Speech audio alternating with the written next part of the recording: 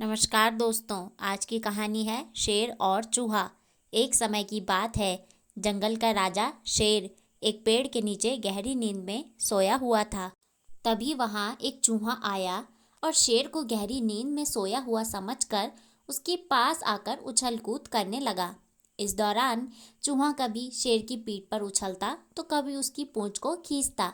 चूहे की लगातार इस उछल कूद के कारण अचानक शेर की नींद खुल गई और उसने अपने पंजों से चूहे को पकड़ लिया। शेर ने गुस्से में कहा, मूर्ख चूहे, तेरी हिम्मत कैसे हुई मुझे नींद से जगाने की?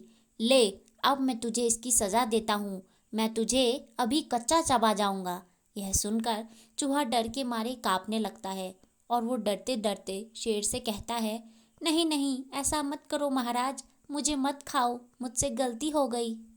और वैसे भी मैं तो बहुत छोटा हूँ, जिससे आपकी भूख भी नहीं मिटेगी। मुझ पे दया करो महाराज, शायद किसी दिन मैं आपकी कोई मदद कर सकूं। शेर ने मन ही मन सोचा, कितना छोटा सा चूहा मेरी क्या मदद कर पाएगा।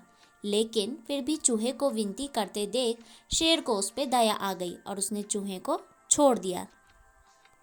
कुछ दिनों बाद शेर एक शिकारी के जाल में फंस जाता है और उस जाल से बाहर निकलने के लिए खूब कोशिश करता है। लेकिन वो जितना ज़्यादा प्रयास करता उतना ही ज़्यादा जाल में फंसता जाता। इस तरह अब थक हार कर शेर ने ज़ोर ज़ोर से दहाड़ना शुरू किया। शेर की दहाड़ जंगल में दूर दूर तक सुनाई देने लगी। जब शेर की यह दहाड़ उस चूहे ने सुनी तो उसने सोचा कि ज़रूर जंगल का राजा मुसीबत में है। इसीलिए अब वो शेर के पास गया तो उसने देखा कि शेर तो सचमुच में मुसीबत में है।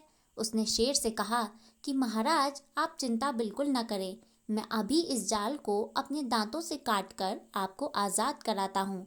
थोड़ी ही देर में चूहे ने उस जाल को अपने पैने दांतों से काटकर शेर को आज़ाद करा लिया। शेर चूहे के इस काम से बहुत खुश हुआ और उसने चूहे से कहा, दोस्त, मैं तुम्हारा ये एहसान कभी नहीं भूलूंगा। तुमने आज मेरी जान बचाकर मुझ पर बहुत उपकार किया है। चूहे ने कहा कि नहीं महाराज, एहसान तो उस दिन आपने मेरी जान बख्शकर मुझ पे किया था। यदि आप उस दिन मुझ पर दया नहीं दिखाते तो शायद आज मैं आपकी मदद नहीं कर पाता। चूहे की बात सुनकर शेर एक बार फिर से मुस्कराया और कहा, आज से तुम ही मेरे सच्चे मित्र हो। दोस्तों, इस कहानी से हमें यह शिक्षा मिलती है कि कभी भी किसी को अपने से छोटा या कमज़ोर नहीं समझना चाहिए। धन्यवाद दोस्तों। आपको हमारी यह कहानी कैसी लगी कमेंट करके ज़रूर बताएं।